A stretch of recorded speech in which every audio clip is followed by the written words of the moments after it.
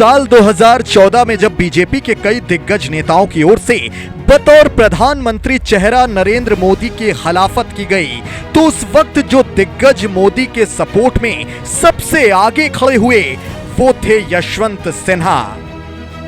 उन्होंने दो टूक कहा था, बीजेपी में नरेंद्र मोदी का कद मौजूदा वक्त में सबसे आला है। वक्त ने करवट बदली और मौजूदा दौर ने यशवंत सिन्हा को उस चेहरे के तौर पर पेश किया जो नरेंद्र मोदी की कार्यशैली को भर भर कर गाली देता है। बदलते वक्त की नजाकत भांपकर यशवंत सिन्हा राष्ट्रपति की रेस में भी शामिल हो गए, लेकिन उनके आने वाले कल की संभावनाओं और बीते हुए कल की गतिविधियों से जुड़ी कई दिलचस्प और अनसुनी कहानियां हैं। साल था 2014। अटल आडवाणी युग के अंत की शुरुआत हुई और नरेंद्र मोदी प्रधानमंत्री की कुर्सी संभालने के बाद मंत्रिमंडल के गठन की तैयारी में जुटे थे। इस दौरान पीएमओ ऑफिस से यशवंत सिन्हा को कॉल जाती है। कॉल के उस पार थे पीएम मोदी। फोन पर पीएम मोदी ने सिन्हा को धन्यवाद दिया। तमाम विरोध के बीच भरोसा और समर्थन जताने को लेकर। लेकिन इस वाकये का एक और पहलू भी है जो काफी दिलचस्प है।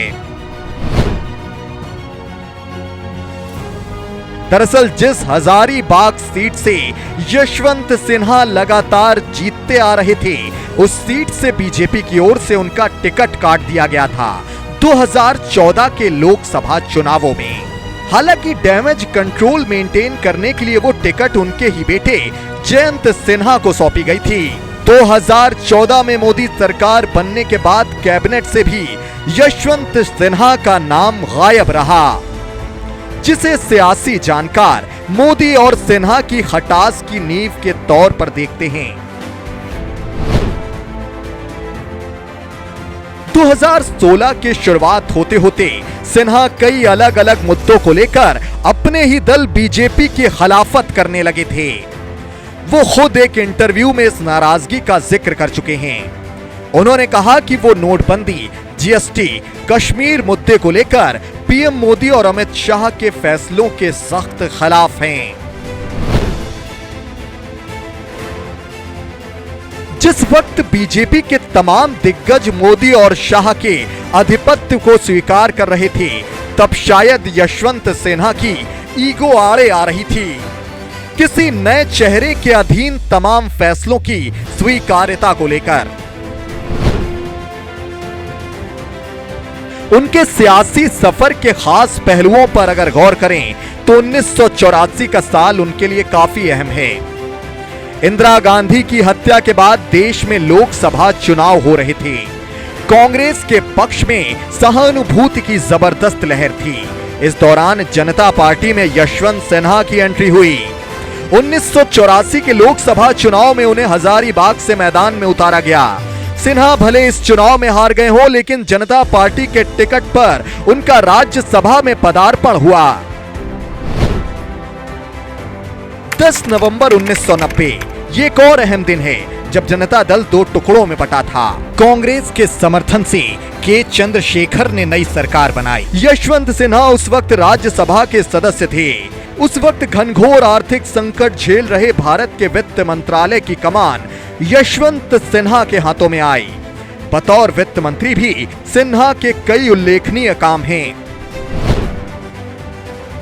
साल 1998 के लोकसभा चुनाव आते आते वो अटल और आडवाणी के काफी पसंदीदा नेताओं में शुमार हो चुके थे। प्रचार के दौरान आडवाणी खुद यशवंत सिन्हा के लोकसभा क्षेत्र पहुंचे थे और जनता से ये अपील की कि अगर यशवंत सिन्हा हजारीबाग से जीतते हैं और उनकी सरकार बनती है तो वित्त मंत्रालय यशवंत सिन्हा के पास ही होगा। आडवाणी की अपील रंग लाई। वो हजारीबाग से जीते भी और वित्त मंत्रालय भी एक बार फिर यशवंत सिन्हा की झोली में आ गया। 17 अप्रैल 1999 को अन्ना द्रमुक के समर्थन वापस लेने के बाद केंद्र की अटल बिहारी सरकार एक वोट से गिर गई। उधर अक्टूबर 1999 में फिर से चुनाव हुए और बीजेपी सरकार फिर से वजूद में आई। यशवंत सिन्हा फिर से हजारीबाग से जीते और एक बार फिर वित्त मंत्रालय यशवंत सिन्हा के सुपुर्द हुआ। जुलाई 2002 में कैबिनेट में बदलाव हुआ तो विदेश मंत्रालय के लिए उन पर भरोसा जताया गया। साल 2004 तक वो इस पद पर बने रहे। 13 मई 2004 लोकसभा चुनाव के नतीजे घोषित हुए। इंडिया शाइनिंग धोखा साबित हुआ। अगले दिन के अखबारों में चुनाव हारने वाले सबसे प्रमुख चेहरों में से एक नाम था यशवंत सिन्हा। हजारीबाग से ही उन्हें सीबीआई के भुवनेश्वर मेहता ने भारी मतों से धूल चटा दी थी। सिन्हा के लिए यह हार तगड़ा झटका थी, लेकिन संगठन में उनकी हैसियत जस की तस बनी रही। साल 2009 के लोकसभा चुनाव में उन्होंने अपनी खोई हजारीबाग की सीट वापस तो पा ली, लेकिन बीजेपी तब सत्ता से बाहर रही।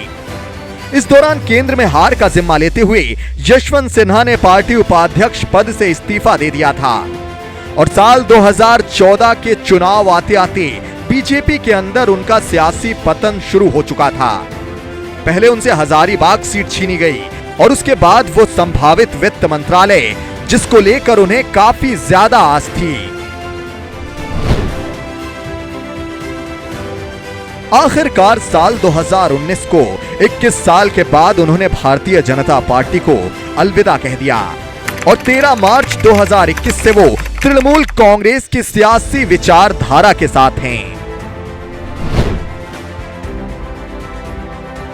उनके राजनीतिक जीवन से इतर उनके व्यक्तिगत जीवन से जुड़ा भी एक दिलचस्प किस्सा है। कॉलेज के दिनों में उन्हें मीनाक्षी मुखर्जी नाम की लड़की से इश्क था, जिसे उन्होंने शादी के लिए प्रपोज भी किया था, लेकिन अलग अलग मीडिया रिपोर्ट्स कहती हैं कि परिवार वालों की रजामंदी न होने के चलते वो रिश्ता आगे न चल सका। बाद में वो नीलिमा सिन्हा के साथ 7 फेरों के बंधन में बन गए। उनके बेटे जयंत सिन्हा भी राजनीति में सक्रिय हैं और 2 होनहार पोते ऋषभ और असिर सिन्हा हैं, जो हर पल अपने उसूलों पर खड़ा होगा। यकीनन उसका खद इतिहास में बड़ा होगा। ये पंक्तियां शब्दशाह चरित्रार्थ हैं यशवंत सिन्हा पर, जिनकी गतिविधियां सभी पॉलिटिकल न्यूकमर्स के लिए प्रेरणा का विषय हैं।